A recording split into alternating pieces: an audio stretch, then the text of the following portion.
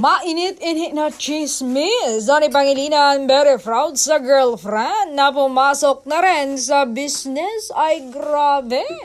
Kanina nga sa meet and greet ng Colgate ni Donnie Pangilinan ay kanyang sinasabihan ng mga Dondol fans o tinatawag na bubblies na supportahan ng girlfriend sa anumang ganap, project, businessman at especially ngayon ang kanyang movie na Meet, Greet, and Buy. Talagang inuuna talaga niyang i-promote ang movie ng nobya kaysa sa sarili niyang seryeng Roja. Ay, Donnie, talagang mahal mo siya.